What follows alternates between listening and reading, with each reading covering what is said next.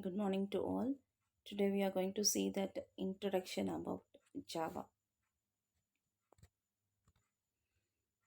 So first we should know that why we are going for Java. So there are two main reasons. First one is trouble which are faced by C++ language, which are not portable.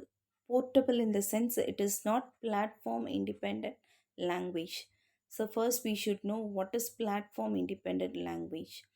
So platform independent means in which system we are developing the program, in that system only we can able to run the program.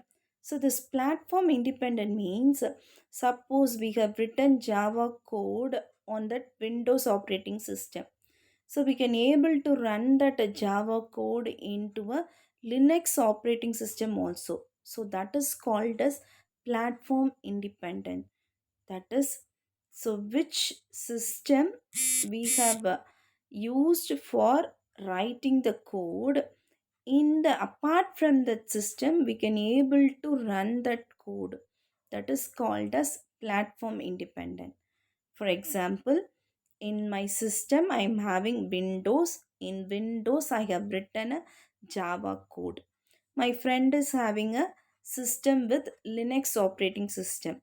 So the code which I have written in my system, that can be able to run in my friend's system which is having the operating system Linux.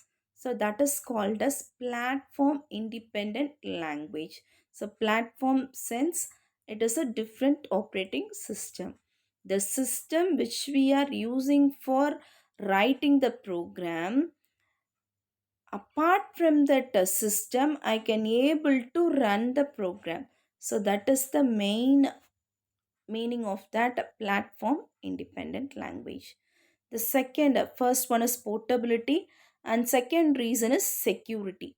So Java provides a more security than other programming languages. So this is the two main reason why Java evolved, that is portability and security. So these two are the main reason of the invention of Java. So now we will see that history. So history. So Java is developed by James Costline at Sun Microsystem, which are purchased by Oracle in 2010. And this Java is used for developing software which will run on mobile, that is Java Micro Edition ME, and desktop Java Standards Edition SE, server side application Java Enterprise Edition EE. So initially this Java is called as Oak. May 20, 1995 only Sun World name it as a Java. So what is Java? So Java is an object oriented language. So object oriented language, the program will be based on the object. We will see that what is the object. So this Java is write once, run anywhere. So we can write the program only once, and we can run that program on any operating system. So that's why it is called as platform independent, and designed for easy web internet application. So the main purpose of Java is for creating an internet based application. So it is very easy for creating internet application, web based application, with the help of Java, and it is accepted worldwide. So now we are going to see that what are the characteristics of Java. So first one is Java is simple. So Java is very simple to write. Easily we can able to develop the code, and Java is object oriented. So we can able to write the program around objects.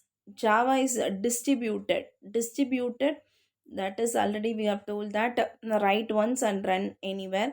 So that is distributed. Distributed means we can separate the program into distributed system That is, four programmers can distribute one program, and the different parts can be developed by different programmers.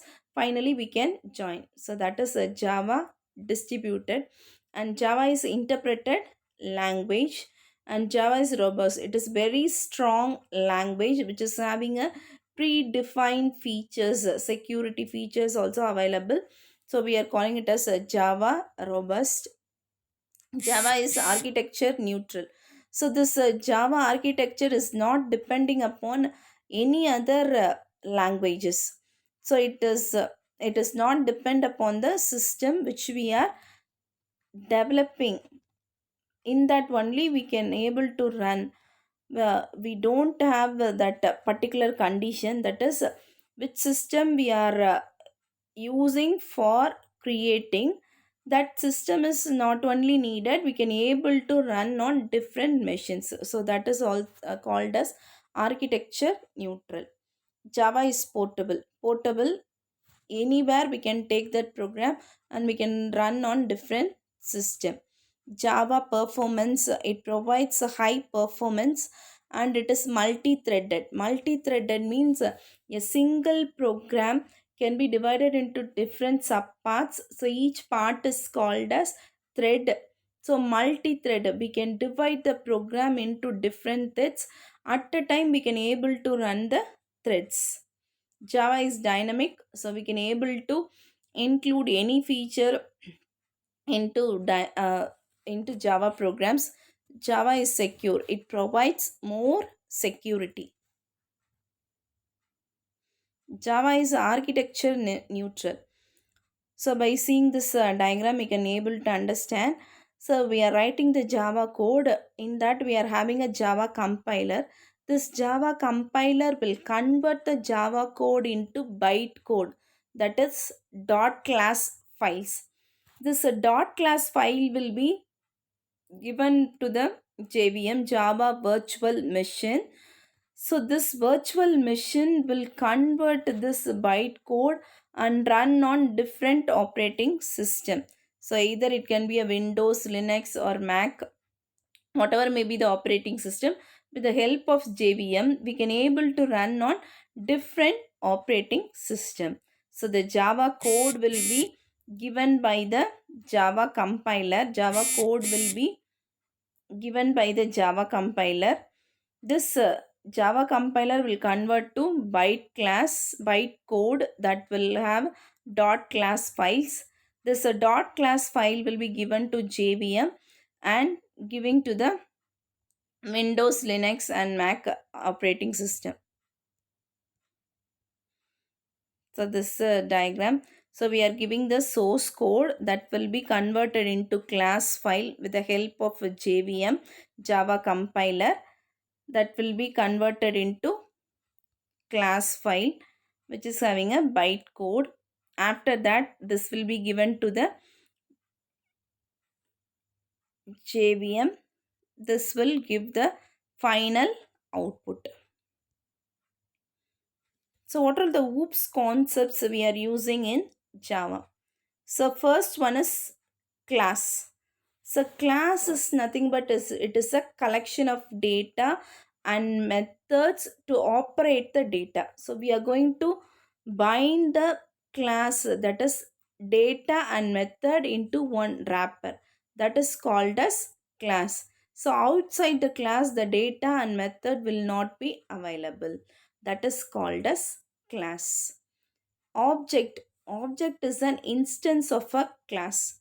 For example, if I'm defining a class called man, for that man I can have the data like name, height, weight, color. These are all the data. So if I want to create the object, means object is an instance of a class which will have all the data and methods which we have defined in a class, and each object will have their own values. For example, man, I have defined the class as man.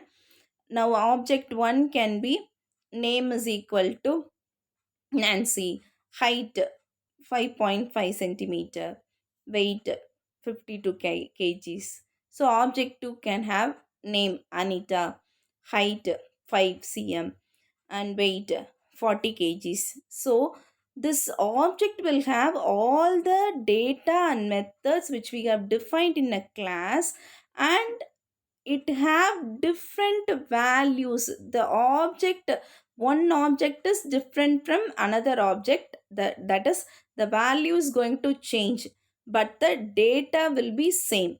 So man is a class. An example for man is a object 1 and object 2.